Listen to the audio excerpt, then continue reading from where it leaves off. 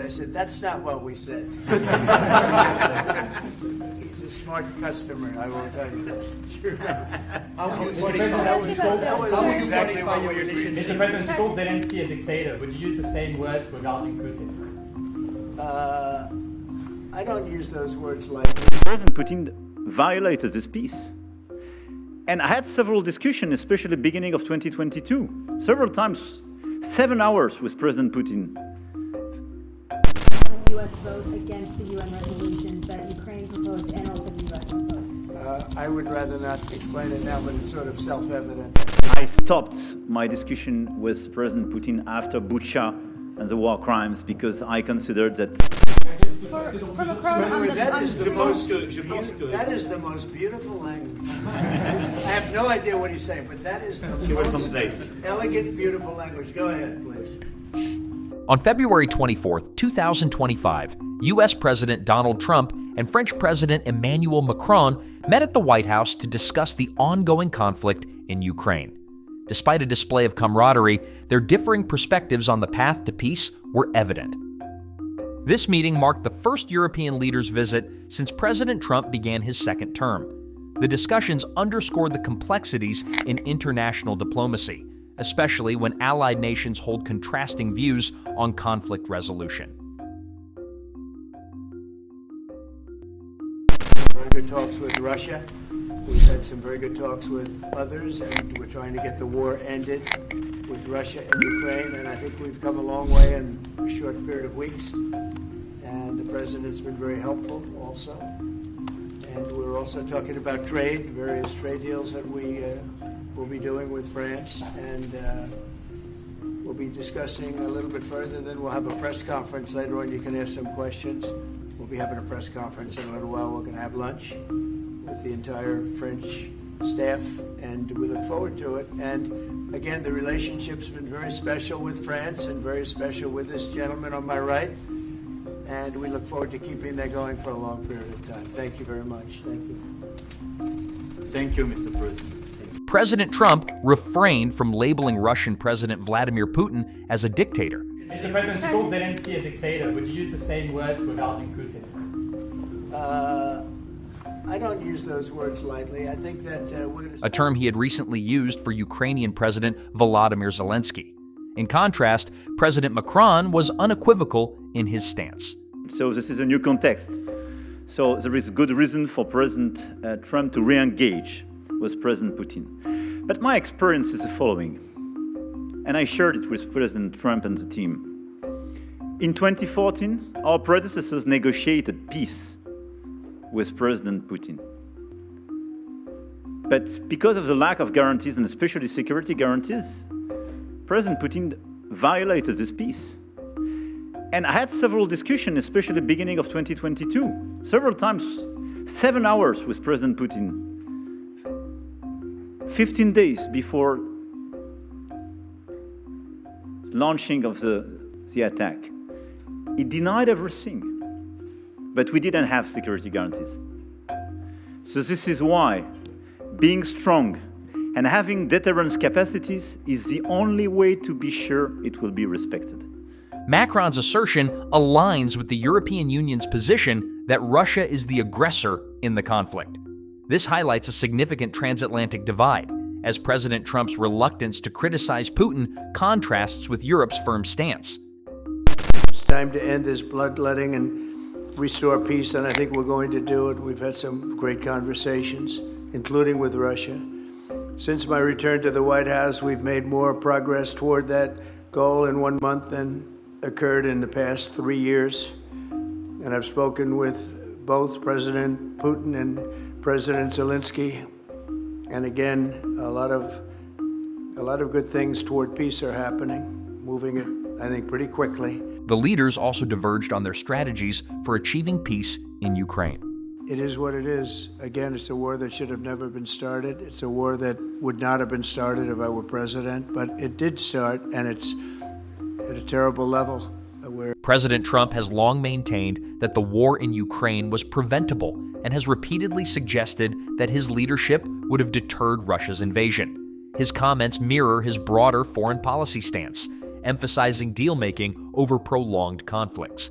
However, critics argue that his approach oversimplifies the geopolitical complexities that led to the war, particularly Russia's long-standing ambitions in Ukraine. President Macron took a different approach, arguing that peace with Russia requires more than just dialogue. It requires concrete security guarantees. He pointed to past diplomatic efforts that failed due to Putin's disregard for agreements. His reference to Bucha, where Russian forces were accused of mass atrocities, underscores why many European leaders remain skeptical about negotiating with Putin without firm conditions. In the region, I've spoken with some 30 European leaders and allies in recent days. We want to bring together these allies, and share the same vision. This peace must not mean a surrender of Ukraine. It must not mean a ceasefire without guarantees. This peace must allow for Ukrainian sovereignty and allow Ukraine to negotiate with other stakeholders regarding the issues it affects.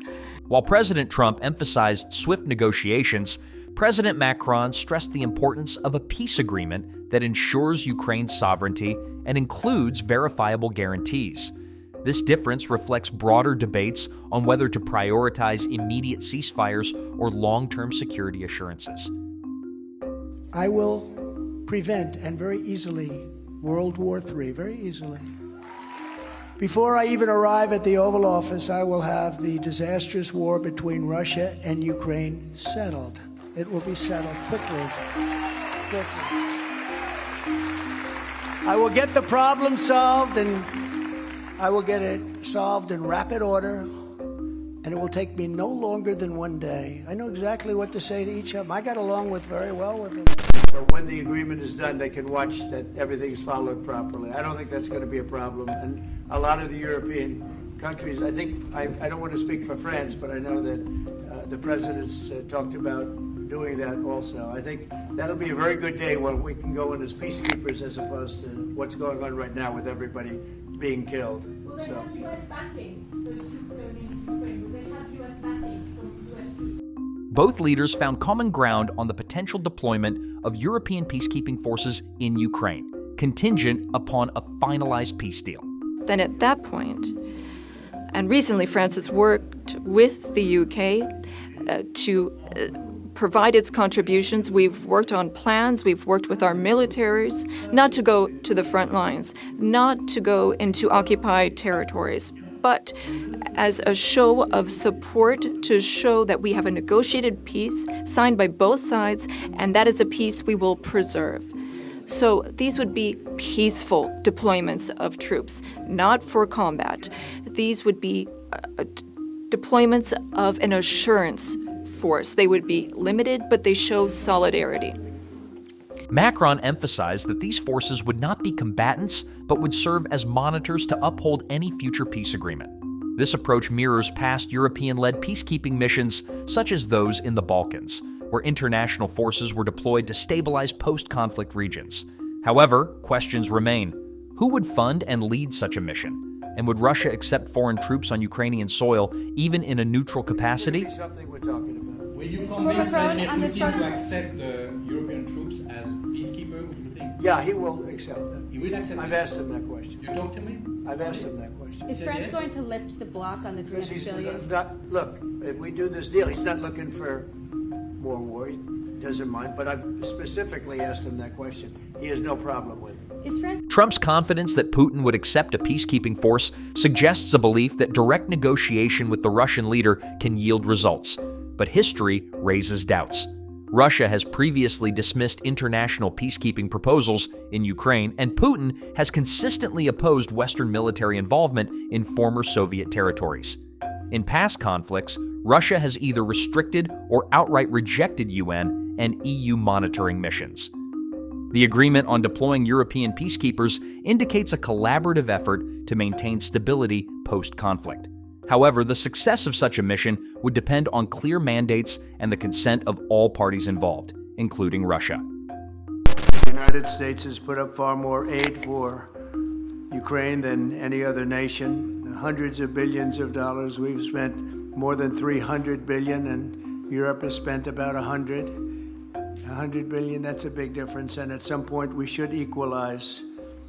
In the press conference, Trump claimed that the United States has spent far more on Ukraine than Europe, suggesting an imbalance in contributions.